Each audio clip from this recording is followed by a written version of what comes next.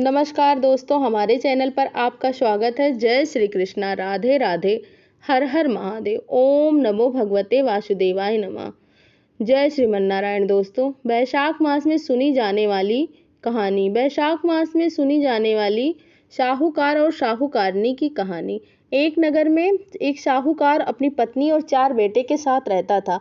साहूकार साहूकारनी बड़े ही धार्मिक प्रवृत्ति के थे। दोनों पति पत्नी भगवान विष्णु के परम भक्त थे।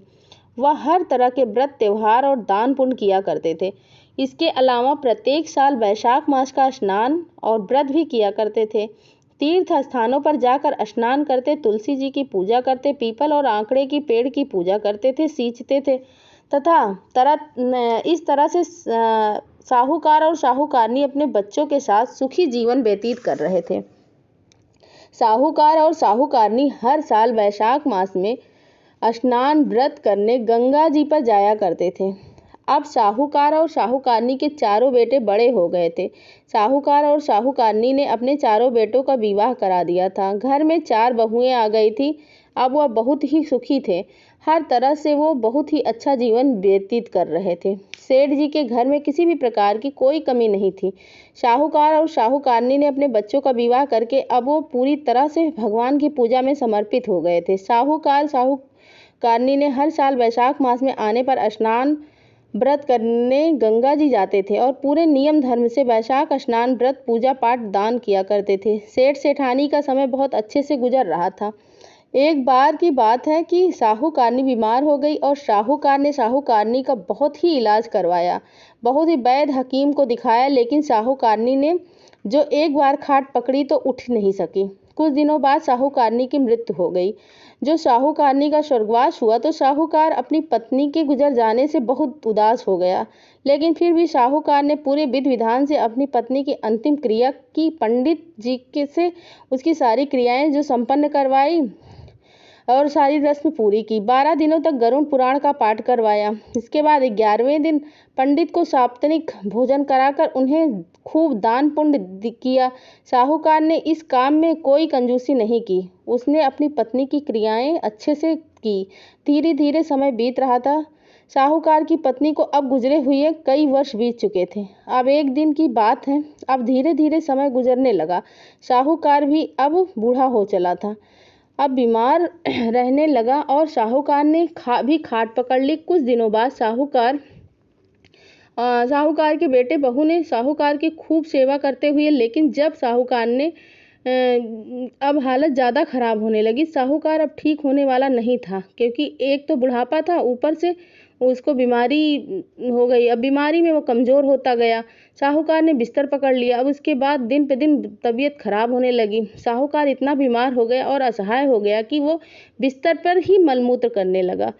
बेटे बहू ने जो अपने पिता को बिस्तर पर ही मलमूत्र करते हुए देखा तो उन्होंने अपने पिता की जो खाट कमरे में थी आंगन में करवा दी। अब क्योंकि पिता की सेवा कौन करे, अब मलमूत्र साफ करना उनके लिए बड़ी कठिनाई का काम था। अब उन्होंने जो बहुएं ने भी नाक मुंह सिकोड़ना शुरू कर दिया। बेटे भी बचने लगे। अब खाट कमरे से आंगन में डलवा दी, फिर आंगन से दरवाजे के पास लगवा दी। अब साहूकार बेचारा बिस्तर पर पड़ा पड़ा सोचने लगा कि हे प्रभु, मैंने ऐसे क्या बुरे कर्म किए थे जो मेरी यह गति हो रही है। आज मेरे बेटे बहू कोई भी मेरा देखभाल करने के लिए तैयार नहीं है। मैंने जिनको नाजों से पाला, जिनकी हर इच्छाएं मैंने पूरी की, यह जानकर कभी भी कोई अनुचित कार्य नहीं किया। मुझे किस बुरे कर्म का फल मिल रहा है। मुझे 4 बेटे होते हुए भी मुझे पानी कोई पूछने वाला नहीं है। जो साहूकार बिस्तर पर पड़ा भगवान विष्णु को याद करने लगा कि हे मधुसूदन, हे माधव, हे मुरलीधर, विष्णु भगवान, त्रिलोकी के नाथ, मुझसे ऐसी क्या भूल हो गई है जो आज मेरे अंतिम दिनों में मुझे यह दुख झेलना पड़ रहा है। आज मेरा परिवार, मेरे पुत्र वधू, मेरा कोई भी साथ नहीं दे रहा है। यह हवेली, मकान या धन दौलत, रुपया पैसा मैंने सब मेहनत से कमर तोड़ मेहनत करके कमाया है, लेकिन आज यह सब मेरे किसी काम का नहीं रहा। मेरे यह बच्चे, जिनके लिए मैंने दिन रात सर्दी गर्मी कमर तोड़ मेहनत करी, इनको सुख देता रहा, आज यह सब मेरे अंतिम दिनों में मुझसे मुख मोड़ लिए हैं। आज मेरे कपड़े बदलवाने वाला तक कोई नहीं, मुझे पानी देने वाला, मुझे रोटी पूछने वाला भी कोई नहीं है। हे प्रभु, मैंने ऐसे क्या बुरे कर्म किए हैं जो मुझे ये दिन देखना पड़ रहा है। और यह सब सोच पहुंचकर जब वह साहूकार बहुत ही करुण रुदन करने लगा, थोड़ी देर बाद तभी एक नवयुवक उसने साहूकार को बैठा के गीले कपड़े से उसके शरीर पोंछ दिए, साफ कर दिए, उनके गंदे कपड़े हटा दिए, उसे साफ सुंदर वस्त्र पहनाए और अपने हाथों से साहूकार को भोजन करवाया और पिलाया। फिर वह चला गया। इस तरह रोज सुबह तड़के में ही नवयुवक आता, इसी तरह साहूकार की सेवा करता। अब यही कर्म चलता रहा। एक दिन जब यह नवयुवक जाने लगा तो साहूकार ने उस नवयुवक का हाथ पकड़ लिया और पूछने लगा, अरे भाई, तुम कौन हो जो तुम इतनी तड़के ही मेरी सेवा करने आ जाते हो? तो भगवान विष्णु जो नवयुवक के भेष में आए हुए थे उस साहूकार से बोले कि बस जिसे तुम याद करते हो वही मैं हूँ।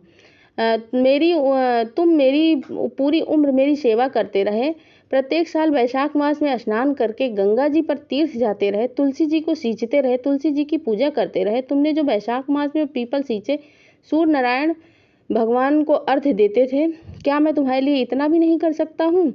तो साहूकार हाथ जोड़कर बोले, हे प्रभु, मेरे गंदे काम आप खुद करते थे, इससे तो अच्छा होता कि आप मुझे उठा लेते। तब भगवान विष्णु बोले, हे पुत्र, प्रारब्ध भोगे बिना मृत्यु नहीं होती। मनुष्य जैसा कर्म करता है वैसे ही फल मिलता है। मनुष्य को अपने प्रारब्ध तो भोगने ही पड़ते हैं, कर्म फल तो प्रत्येक मनुष्य को भोगना पड़ता है। तब साहूकार बोला कि हे प्रभु, मैंने इस जन्म में कोई चोरी चकारी झूठ नहीं बोला, ना ही मैंने किसी का धन हड़पा है, ना ही मैंने किसी के मन को ठेस पहुंचाई है, और ना ही कभी किसी को कड़वे वचन बोले हैं, और फिर भी मुझे यह दुख देखना पड़ रहा है। बताइए प्रभु, यह मेरे किस पाप के कारण मुझे ऐसा झेलना पड़ रहा है? तब भगवान विष्णु बोले कि हे पुत्र, तुम्हारे उन पुण्यों के कारण ही तो मैं तुम्हारी सेवा करने के लिए आता था। तब साहूकार बोला, हे प्रभु, मेरे प्रारब्ध क्या हैं? तब भगवान विष्णु बोले कि पुत्र, तेरे पूर्व जन्म के बुरे कर्म हैं जो तुझे इस जन्म में भोगने पड़ रहे हैं। बस मैं तो यही चाहता हूँ कि तुम इन बुरे कर्मों को इसी जन्म में भोग लो, ताकि तुम्हारा अगला जन्म सुधर सके। तब साहूकार अपने दोनों हाथ जोड़कर बोला, हे प्रभु, मेरी अंतिम इच्छा यही है कि जिस समय मेरी अंतिम समय आए उस दिन आप साक्षात दर्शन दीजिएगा। इस तरह वैशाख मास के व्रतों का पुण्य फल उस साहूकार को मिला। जिस दिन अब साहूकार का अंतिम समय आया उस दिन भगवान विष्णु ने साहूकार को साक्षात चतुर्भुज दर्शन दिए। उस समय साहूकार कुछ क्षण के लिए बिल्कुल स्वस्थ हो गया था और उसे किसी भी तरह का कोई रोग दोष पीड़ा नहीं सता रही थी। भगवान विष्णु के दर्शन करते करते उस साहूकार ने अंतिम सांस बड़े सुकून से ली और भगवान विष्णु, हे माधव, हे श्री कृष्ण भगवान, जैसे अंतिम समय में आपने साहूकार को दर्शन दिए, उससे अंतिम सुकून भरी सांस लेने का अवसर दिया, वैसे ही इस कहानी को सुनने वाले और सुनाने वालों पे भी अपनी कृपा दृष्टि बनाए रखना। ऐसे ही वीडियो को पाने के लिए हमारे चैनल को लाइक करें, सब्सक्राइब करें, कमेंट करना बिल्कुल भी ना भूलें। ओम नमो भगवते वासुदेवाय नमः। जय श्रीमन नारायण दोस्तों। हर हर महादेव।